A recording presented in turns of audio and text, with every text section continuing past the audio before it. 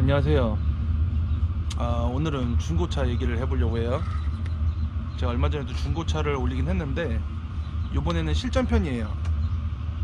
그전에는 제가 이제 따라가서 이것저것 봤고 이제 옆에서 들은 거 이런 거였던 거고, 오늘 좀 중요한 내용이, 처음에 오면 신용이 없어갖고 분명히 파이낸셜이 안 된다 그랬거든요, 대출이.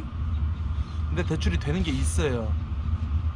저도 요번에 차 사러 갔다가 들은 건데, 예를 들어서 뭐 순서대로 하면, 일단 여기 차를 살려면, 중고차를 살려면 운전면허증이 있어야 돼요. 여기 현지 운전면허증이 있어야 돼요. 국제 운전면허증으로 차를 살 수는 있는데, 그래 버리면 보험료가 엄청 올라가요.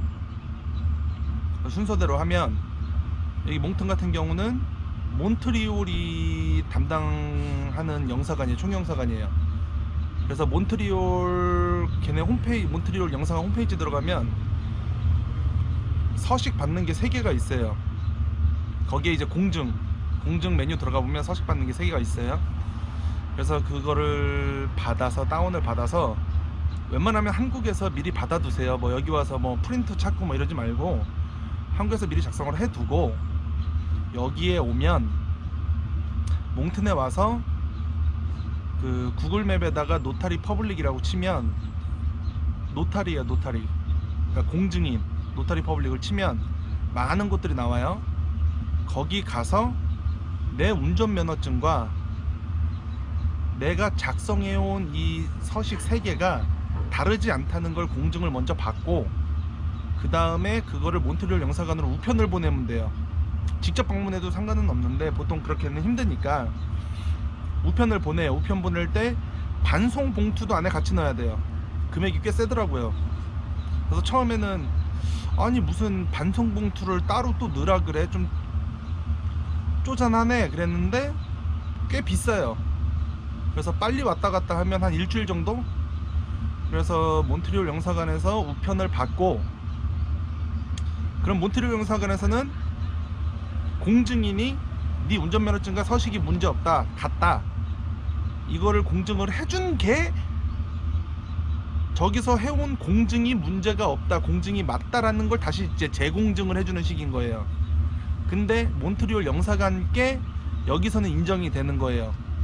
퍼블릭, 얘네 노타리 퍼블릭 얘네께 이제 여기에서 인정이 되는 건 아니고 영사관께 있어야 돼요. 그래서 영사관 거를 갖고, 종이를 갖고 이제 SMB라고, 이제 서비스 뉴브런즈윅이라고, 이제 우리나라 뭐 구청 뭐 이런 데를 가는 거예요.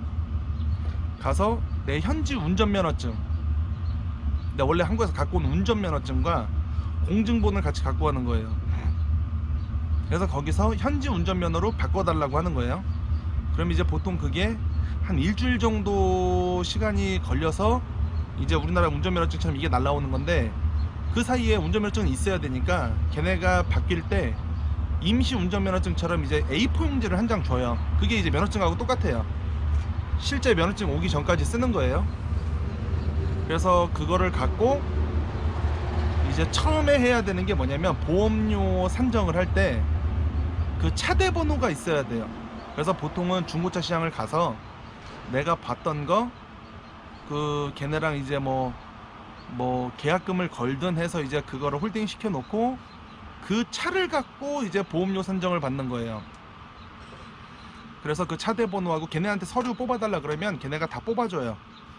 보통 뭐 카팩스라 그래갖고 여기서 이제 사고 이력 내역 조회나 이런 걸 하는 게 있어요. 그거를 보통 거기서 뽑아주는데, 중고차 그 매매소에서 거기에 보면 뭐 차대 번호 뭐 이런 게 다 나와 있어요. 그래서 그걸 갖고 이제 보험회사를 가는 거예요. 그래서 보험회사는 잘 알아보셔야 되는 게, 보험회사마다 한국이랑 좀 틀리게 보험회사마다 이 회사는 뭐가 되고 저 회사는 뭐가 안 되고 이런 것들이 있어요. 그래서 지금 여기 처음 오시는 분들 같은 경우에는 제일 포인트가, 한국에 있었던 무사고 경력 증명이 되느냐 안 되느냐가 중요해요. 그게 안 돼 버리면 여기에서는 그게 무사고 경력 증명이나 뭐 내가 보험 들었던 내역 같은 거를 여기서 인정을 안 해주면 나는 면허 따고 처음 차 사는 사람이 되는 거예요. 그렇기 때문에 뭐 근처에 계신 분들 중에는 많이 나오신 분은 처음에 3,600불인가 3,000불 중반 정도 1년 보험금이 그 정도 된다고 들었어요. 차값이 10,000불 조금 넘었는데 보험료가 3,000불이 넘는 거예요. 차값의 거의 3분의 1, 4분의 1이 한 달 보험료예요. 1년 보험료. 근데 만약에 그거를 인정을 해주면 한국에서 떼어온 무사고 경력 증명서, 이제 무사고 경력 증명서는 보험회사에서 띄는 거예요. 보험회사의 콜센터에 전화해서 얘네한테 나 외국 나가서 써야 되니까 영문으로 무사고 경력 증명서 좀 보내달라 이렇게 하면은 걔네가 보내줘요. 그리고 이거는 뭐 옵셔널인데 경찰서에 가서 운전 경력 증명서를 떼달라고 하면 돼요. 운전 경력 증명서는 근데 여기서도 잘 안 봐요. 왜냐면 뭐 사고 났다 그래서 항상 경찰이 오는 게 아니고 보험회사가 거의 처리를 하다 보니까 얘네도 경찰서에서 띄는 운전 경력 증명서는 잘 보진 않아요. 그래도 혹시 모르니까 떼어오는 게 좋고요. 그래서 저 같은 경우는 한 17년 되는데 경찰서 가면 그 어느 기간만큼 떼어줄까요? 이렇게 물어봐요. 그래서 제가 처음엔 다 떼어주세요 그랬는데 제가 2002년도에 면허 따고 2003년도에 사고 난 게 있어요. 그때는 이제 경찰 수사 자료까지 남아갖고 경찰서를 들어갔었거든요 그때는.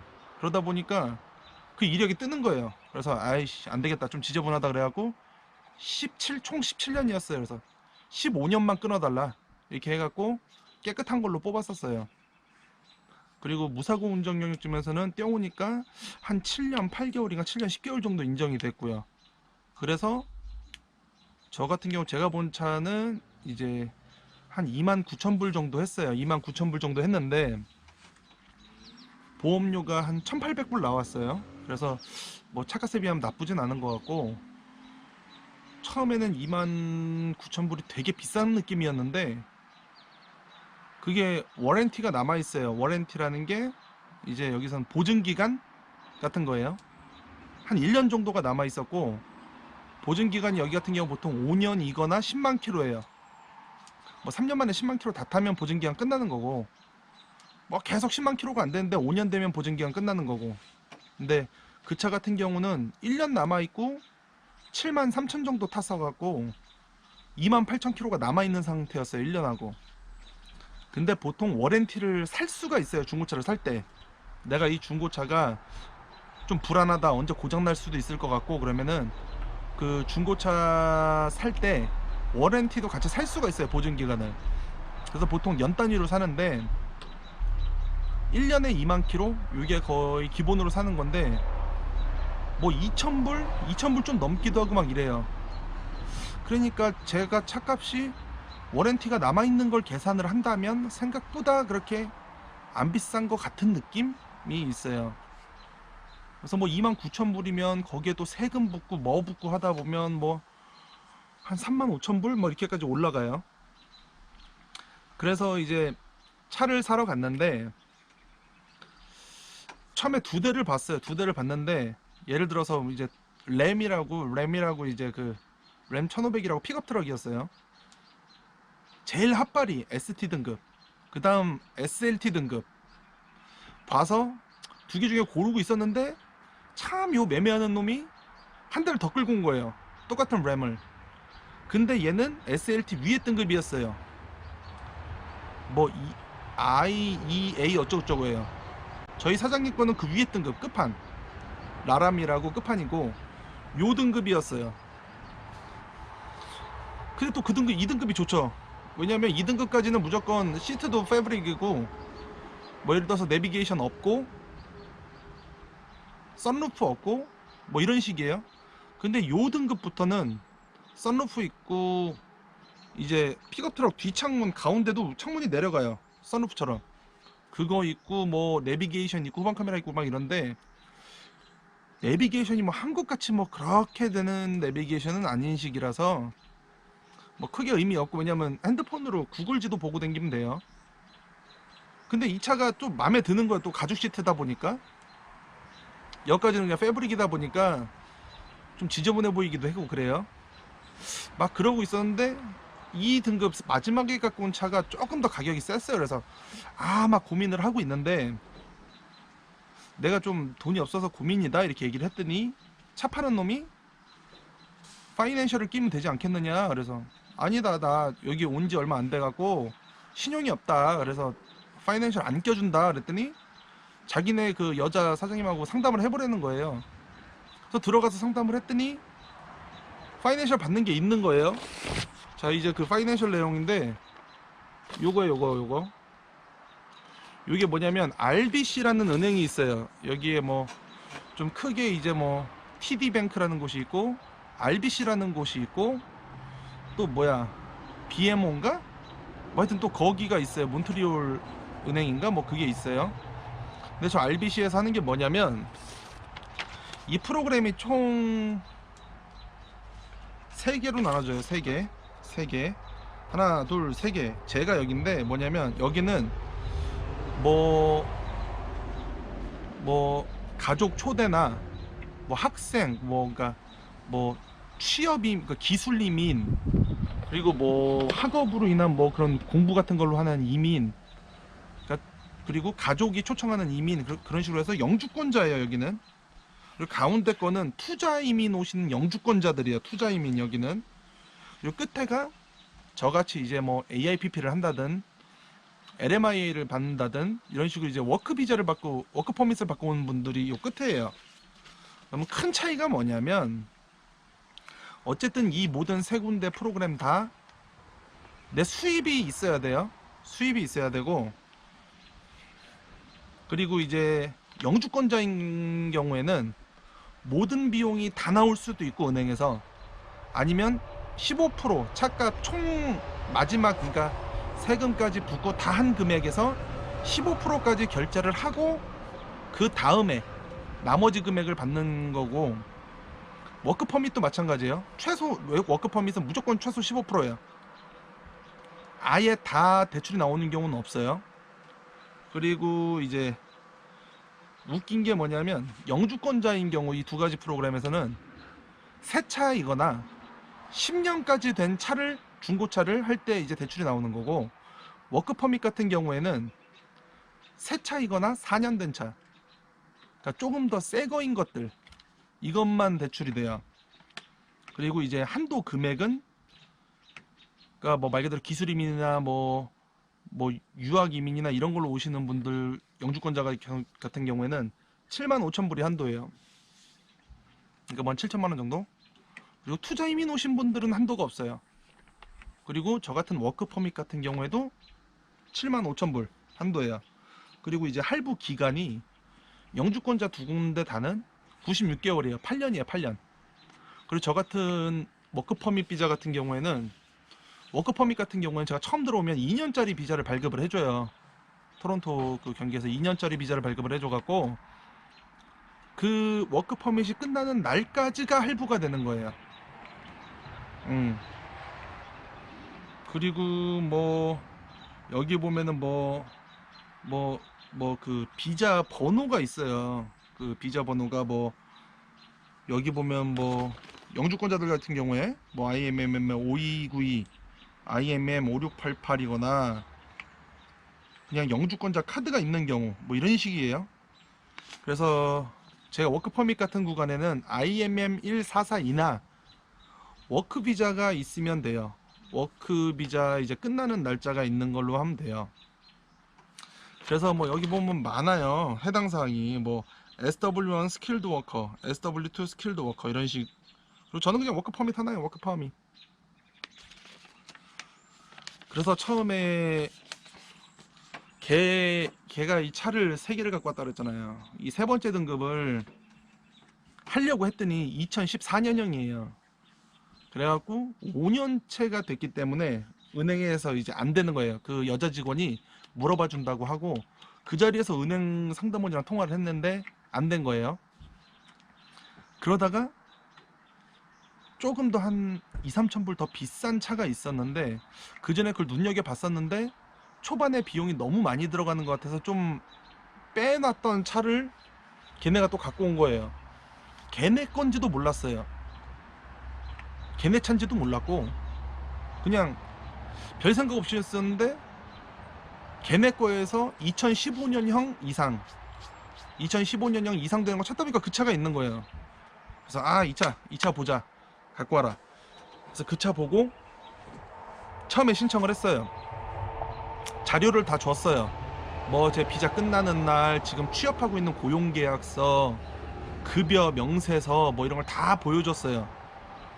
그러니까 그 여자 직원이 아직 은행에서 답변은 못 받았지만 자기가 계산해 봤을 때 최소 그 차가 15%를 집어넣으면 5,000불이었어요. 5,000불 붓고 나머지를 대출받을 수 있는 건데, 이제 은행에서도 생각을 할 거 아니에요? 야, 네가 일주일에 돈을 이만큼 벌고 네가 렌트비로 요만큼 내고 차값으로 이만큼 내면 너는 생활을 어떻게 해? 이런 문제 생긴다 이거예요. 그래서 걔네가 처음에 넣는 그 비용을 15%가 아니고 그 이상으로 올려요. 그래서 여자 직원이 처음에는 16,500불이라 그랬어요. 16,500불을 처음에 넣으면 나머지는 대출이 나온다 이렇게 얘기를 했었던 건데, 그 숫자에 조금 문제가 있어갖고 다시 최종 서류를 어제 보내고 토요일날 보내고 아마 내일 나올 거예요. 내일 나오면 뭐 걔네가 뭐 18,000불을 넣어야 된다, 아니면 처음에 20,000불을 넣고 시작을 해야 된다, 이런 식으로 이제 얘기를 해줄 거란 말이죠.